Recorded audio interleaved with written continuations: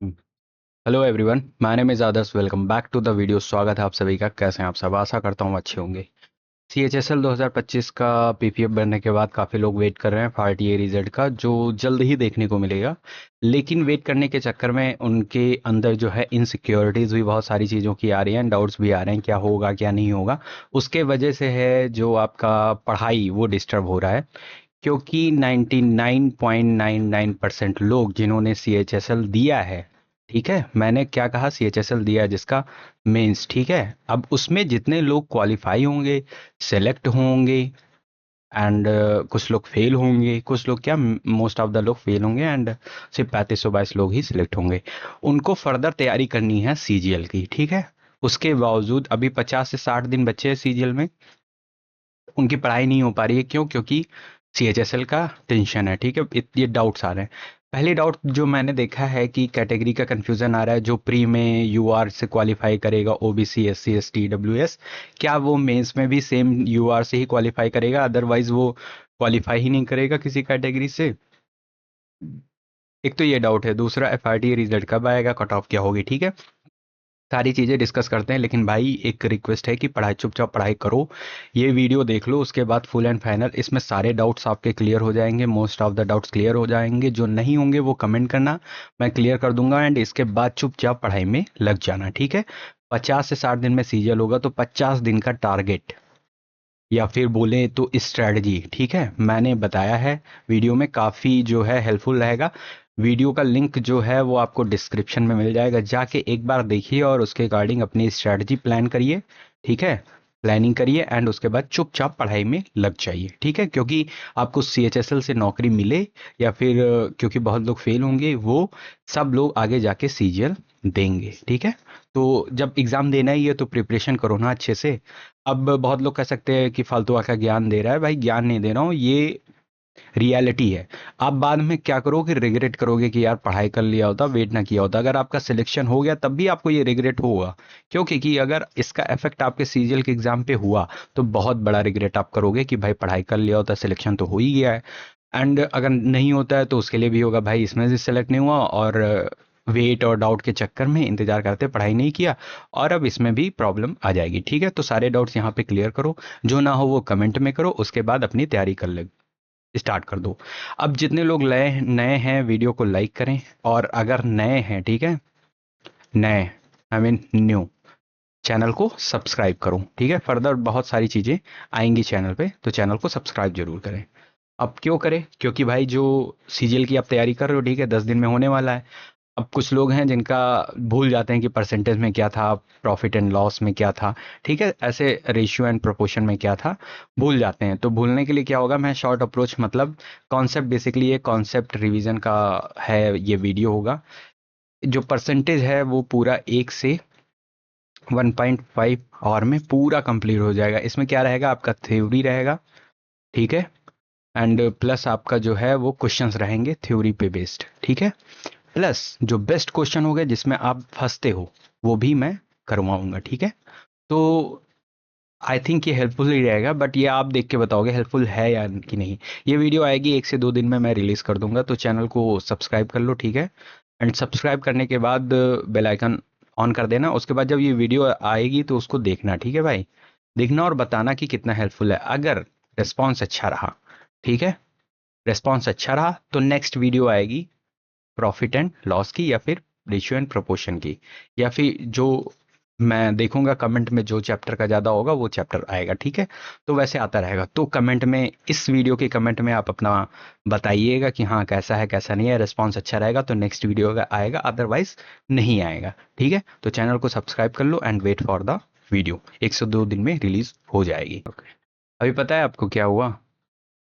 हुआ ये कि क्या बोलते हैं, मैंने वीडियो बनाया लगभग 1 से 1.5 घंटे से मैं लगा था इस चीज़ पे। एंड मैंने पहले जो प्रेजेंटेशन है PPT वो तैयार करी। PPT तैयार करने के बाद फिर मैंने वीडियो बनाया। और वीडियो बनाने के चक्कर में मैं इतनी जल्दी में था कि मैंने जो रिकॉर्डिंग है वो ऑन ही नहीं करी, ठीक है। रिकॉर्डिंग आनी नहीं करी, और उसके वजह से मैं जब वीडियो बना के, जब वीडियो मैंने बना दी और जाके देखा, तो देखा वहाँ चल ही नहीं रहा है, वहाँ कोई ऑप्शन ही नहीं है।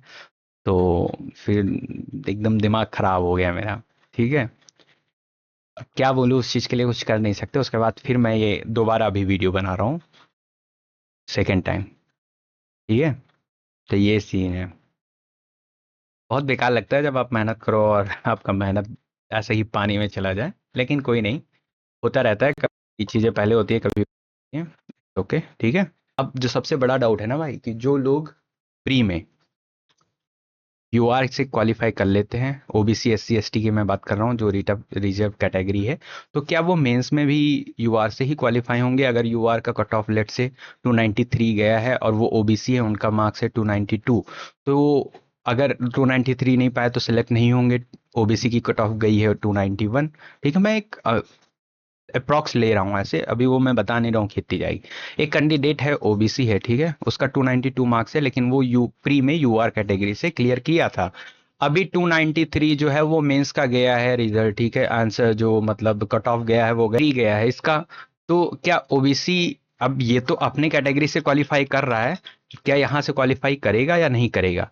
तो ये चीज क्लियर करता हूँ, ऑब्वियस सी बात है, ये करेगा, ओबीसी से क्वालिफाई करेगा, ना कि जस्ट बिकॉज उसने यूआर से प्री में क्वालिफाई किया तो सेम वो मेंस में भी क्वालिफाई होगा, अदरवाइज वो बाहर हो जाएगा अगर उसका यूआर जितना नंबर नहीं होगा। ठीक है, तो पहले मैं चैट जीपीटी का दिखा रहा हूँ कि उसका क्या रिस्पॉन्स है। अगर वो नहीं रहा तो आपको ऑफिशियल जो एसएससी का डॉक्यूमेंट्स है वो भी दिखाऊंगा। ठीक है, तो पहले देखो, मैंने क्वेश्चन पूछा तो इसने कहा no this statement OBC SC ST, एक second, SC ST candidate who clear U R cut off in टी, जो टीयर 1 में ओबीसी ये कैंडिडेट है, अगर you are only be considered under the U R category in final result no matter how many marks they have, is not correct.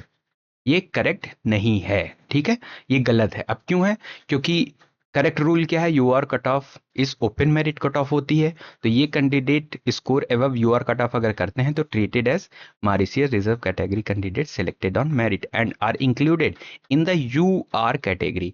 अगर वो ये category यूआर की कट ऑफ क्लियर करती है तो यूआर में ही कंसिडर करी जाएगी। ठीक है, दे हैव नॉट, लेकिन कंडीशन है, इफ, अगर, एक सेकेंड, इफ अगर वो अपना जो एज रिलैक्सेशन है या फिर कंसेशन है वो क्लेम नहीं करते हैं, तो अगर वो क्लेम कर लेते हैं तो वो अपने ही कैटेगरी में किए जाएंगे। Such candidates are not counted against reserve quota.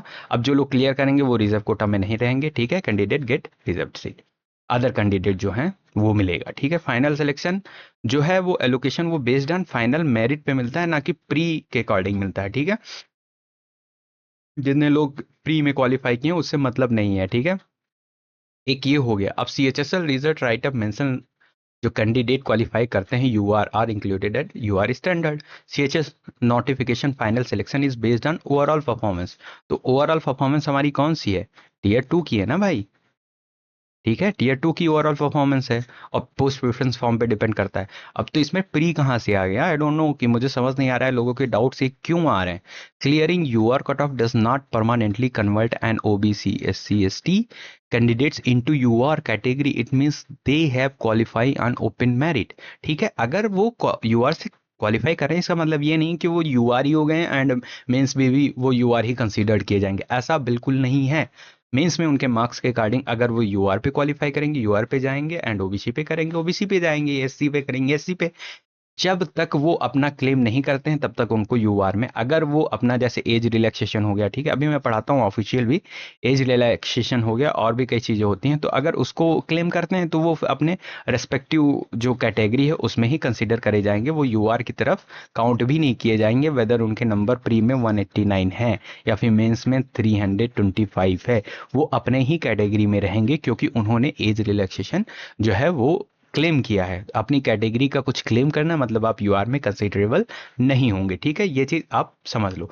अब ये नोटिफिकेशन है, ये आप जाके दे सकते हो, 16.17 नंबर का है। तो ये कैटेगरीज हैं who are selected on their own. अब वो अपने रेस्पेक्टिव जो है रेस्पेक्टिवली जो उनकी कैटेगरी उसमें सेलेक्ट होते हैं विथआउट रिलैक्स स्टैंडर्ड। ठीक है, अगर रिलैक्स स्टैंडर्ड नहीं लेते will not be adjust against the reserve charge. ठीक है, vacancy such that will be accommodation against UR vacancy is the post position overall merit पे होगा यूआर का, which are advantage to them. The reserve vacancy will be filled up separately from amongst eligible SC. अब जो reserve होगा basically पहले open merit पे जाएंगे, वो यूआर स्टैंडर्ड पे जाएंगे। अब जो रिजर्व वाले होंगे, ठीक है, वो अपने respective OBC SC ST EWS पे सेलेक्ट होंगे, ठीक है, ये चीज़ कहेगी। अब ये इतनी category who qualify on the basis of relax standard.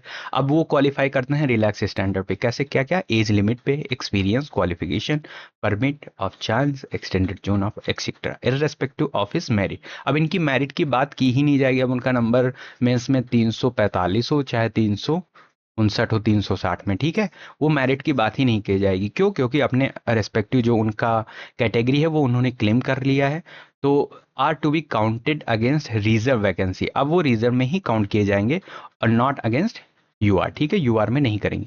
तो टोटली आपके टीयर फाइनल इसका कंक्लूजन ये है, टीयर 2 के मार्क्स के बेसिस पे आपका जो है वो लिस्ट में नाम आएगा, ठीक है। अब आप कौन सी कैटेगरी, अगर आपने कैटेगरी का जो फायदा मिल रहा है उसे आप क्लेम कर रहे हैं तो आप सेम कैटेगरी के लिए ही काउंट किए जाएंगे। अगर नहीं कर रहे हैं तो अगर यू आर कट ऑफ आप क्लियर कर रहे हैं तो उसमें किए जाएंगे, ठीक है। बाकी ये सारी चीजें एक्स सर्विस मैन वगैरह की, ठीक है। तो पहला डाउट क्लियर हो गया आई थिंक। अगर डाउट क्लियर हो गया तो एक हल्ट ड्रॉप कर देना कमेंट में, ठीक है। अब बात करते हैं FRTA रिजल्ट कब आएगा। तो मैं CGL का देखूँ ना, क्योंकि CGL इस बारी 25 का जो है वो FRTA यहाँ से, ये यहाँ पे आया था फाइनल रिजल्ट, ठीक है, और यहाँ पे आया था FRTA रिजल्ट। FRTA रिजल्ट के बाद फाइनल रिजल्ट आता है, ठीक है। यहाँ से इम्प्लीमेंट हुआ तो इसमें कितना टाइम था, 1 मई से 12 दिन बाद रिजल्ट आ गया था पोस्ट प्रेफरेंस लास्ट डेट के। इसमें लगभग 13 दिन बाद आ गया था, ठीक है। अगर इसमें बात करें तो 1 मास तक आई थिंक था लास्ट डेट, तो ये भी 12 दिन बाद आ गया था। अब ये कितना, ये नहीं है यहाँ पे, 8 अप्रैल को आ गया था, ठीक है। तो इसमें कितना दिन, इसमें 18 दिन प्लस 8, 26 दिन, 25 दिन। तो इसमें 25 दिन बाद आया, लगभग इन सबके 2 गुने टाइम पे बात। क्यों? क्योंकि नया इम्प्लीमेंट हुआ है एंड क्या बोलते हैं FRTA पहली बार फिक्स एंड फ्लोट वाली चीजें हैं, इसकी वजह से थोड़ा टाइम लग गया। अब दो चीज़ों का post preference and final result आया 2025 में, जब से नई चीज़ें इंप्लीमेंट हुई हैं, तो इसमें तो लगभग 25 दिन ही लगा। इसमें थोड़ा ज़्यादा टाइम लगा, लगभग 40 दिन लगे। अब इसके बेहन रीज़न क्या है वो मुझे भी एग्जैक्टली नहीं पता है कि क्या है। तो हम अपना CHSL का कब तक कर सकते हैं उम्मीद। अब इसमें देखें तो ये भी 10 दिन बाद आ गया था, ये भी 10 दिन बाद आ गया था, ठीक है। अब ये देखें तो ये तो भाई 8 दिन ही बाद आ गया था, ठीक है। अब इसका लास्ट डेट जो है वो 25 जून है, ठीक है। लास्ट डेट क्या है, 25 जून है। तो हम कब तक एक्सपेक्ट कर सकते हैं, अगर मैं 10 दिन का एक्सपेक्ट करूं। एक सेकंड यार, गाना बज रहा है,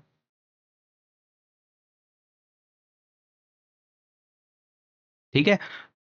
अगर मैं 10 दिन का एक्सपेक्ट कर रहा हूं तो 10 दिन में क्या एक्सपेक्ट करूंगा मैं, क्या ये 5 जुलाई तक आ जाएगा? तो भाई ये थोड़ा सा मेरे को इम्पॉसिबल टाइप का लग रहा है। आ भी सकता है, बेटर हो सकता है, लेकिन कहीं ना कहीं आपका जो रिजल्ट है उसका ब्रैकेट 10 जुलाई से 20 से 25 जुलाई के बीच में आपका रिजल्ट आ जाएगा, ठीक है।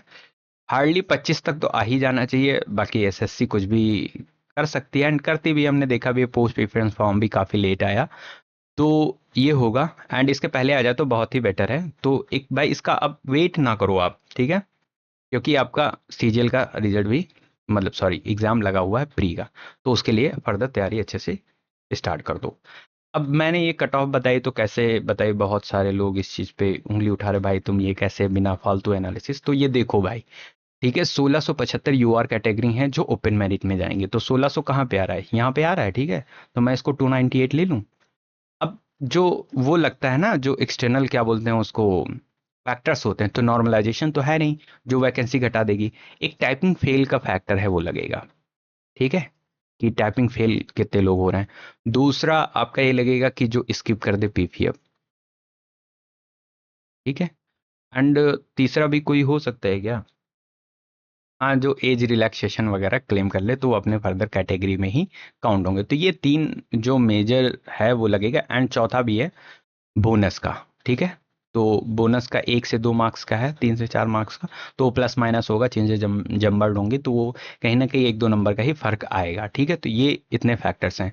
अब मैं देखूं 1675 298 पे आ रहा है, मैंने कट ऑफ क्या बताई आपको, 298 बताई, लेकिन ये फैक्टर लगने के बाद आपका जो है वो कट ऑफ 296 भी तो मैं बता रहा हूँ कि भाई -2 कर लो, तो ये भी तो हो सकता है। अब इनका जो रेशियो है वो 2%, 3%, 4% कितना भी हो सकता है, तो उस पर डिपेंड करता है। अगर ज़्यादा हो जाएगा तो इससे कम भी चली जाएगी, लेकिन मैं लगभग 5% के आसपास इनका देख रहा हूँ कि एक ले रहा हूँ कि 5% से लोग ज़्यादा, इससे 5% से ऊपर तो होंगे ही नहीं जो पीपीएफ इसके करे, क्योंकि जिन्हें करना था उन्होंने 22 अप्रैल को जो हुआ था, 22 अप्रैल को वो स्किप कर दिया था, ठीक है। तो उसमें ऐसा हुआ, ये लगभग डेटा है 18K का, और हमारा जो 22 अप्रैल में जिन्होंने दिया था वो लगभग 16K थे, तो ये लगभग एक्चुअल डेटा ही है, ठीक है। तो ये मैंने बात कर लिया। अब ओबीसी 768 है, ओबीसी 768 है, लेकिन यूआर पे कितने क्वालिफाई हुए थे, 650।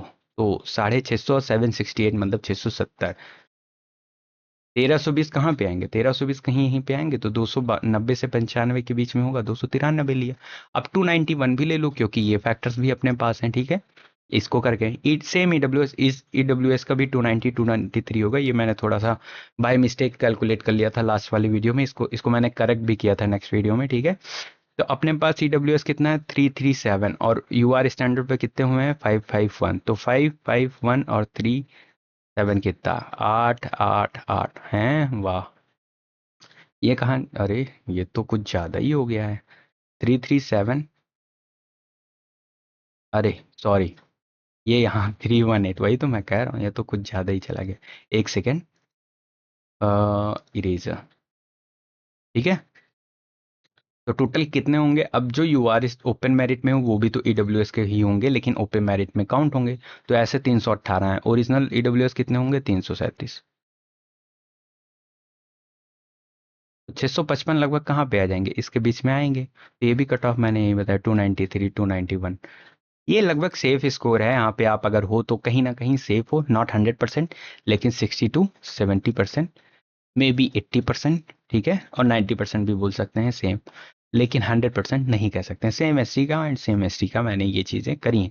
एससी का कितना करे, 490 ओरिजिनल है, और उसमें 68 लगभग 70 क्वालिफाई हुए, तो 490 और 70 560 होंगे, तो 560 कहाँ आएंगे, यहाँ पे आएंगे। तो इसकी कट ऑफ लगभग 282 बताया मैंने, 280 भी जा सकता है अगर इस फैक्टर का ज़्यादा वेरिएन रहा, कि हाँ ज़्यादा वेरिएशन है तो वो भी चला जाए। सेम एसटी का 272 बताया, आप कैसे, 252 ये है क्वालिफाई, 10 किए हैं, 262 यहाँ आ रहा है, तो कितना, 270। तो मैंने इसको थोड़ा ऐड करके ही बताया 272, क्योंकि एसटी का थोड़ा सा कम ऐसा होता है कि हाँ वहाँ पे बच्चे कम होते हैं रेस्पेक्टिवली बाकी डिपार्टमेंट के हिसाब से, तो ये होता है कि हाँ वहाँ पे चीज़ें हैं वो उस हिसाब से काम करती हैं, ठीक है। तो 270, इसको 71 भी कर सकते हो, 70 ही कर लो भाई, चलो तुम -2 +2 कर सकते हो। ये मैंने कट ऑफ बताया, और एक अब ये चीज़ सही भी हो सकती है, क्योंकि मेरा कोई भी बंदा एसएससी के ऑफिस में नहीं बैठा है भाई, ठीक है। ये मैं टोटली अपने एक्सपीरियंस और अपने जो नॉलेज है उसके हिसाब से ये बता रहा हूँ। हो सकता है मैं गलत हूँ, जिसके चांसेस कम है, लेकिन गलत हो भी सकता हूँ, ठीक है, क्योंकि ऐसा तो है नहीं कि मैं सबसे बढ़ के ऊपर हो गया हूँ, लेकिन मैं गलत भी हो सकता है मैं गलत हूँ। तो लेट्स से देखते हैं, कुछ कह नहीं सकते हैं, लेट्स सी क्या होता है, देखते हैं जब फाइनल रिजल्ट आएगा तब। तो भाई देखो, मैंने सारे डाउट्स आपके क्लियर कर दिए हैं, ठीक है। अब डाउट क्लियर किया है तो इसका फीस भी दे दो। फीस देने में बस चैनल को सब्सक्राइब करना है, काम आपके बहुत आएगा, ठीक है ये चैनल। अब सब्सक्राइब तो कर लिया, इस क्वेश्चन में डाउट कर दिए, जो ना हो उसको कमेंट में डालो, वहां पे आपका क्लियर हो जाए, और चुपचाप भाई पढ़ाई में लग जाओ। अगेन मैं एक बार और बता दूं, पढ़ाई में लगने से पहले 50 दिन की स्ट्रैटेजी देख लो। अगर आपको समझ में नहीं आया, अगर आपने जीएस में कुछ नहीं किया है ना, उसका भी मैंने बताया कि कैसे क्या करना है। देखो, अपने तरफ से 110% एफर्ट डालो, ठीक है। बाकी होना ना होना तो इट्स गॉड्स थिंग, लक भी फैक्टर बन जाता है, ठीक है। तो होना ना होना वो वहां पे बात करते हैं, लेकिन अगर आप 0.1 मार्क्स से भी क्वालिफाई होते हैं ना, तो मेंस में आप सबके बराबर होंगे, तो वहां आपको टाइम मिल जाएगा, वहां अच्छे से मेहनत कर लीजिएगा। तो ये 50 दिन की स्ट्रेटजी देखिए, डिस्क्रिप्शन में आपको लिंक मिल जाएगा, ठीक है। वहां से जाके देखिए, देखने के बाद प्लान करिए, उसके बाद अपनी स्ट्रेटजी जो है वो बनाइए, और पढ़ाई पे लग जाइए, ठीक है। That's all from my side. एक बार और बोलता हूँ, चैनल को सब्सक्राइब करना ना भूलो, बेल आइकन ऑन कर दो। Thank you so much for watching the video. Stay healthy, stay tune. मिलते हैं नेक्स्ट वीडियो में। जय हिंद, जय भारत।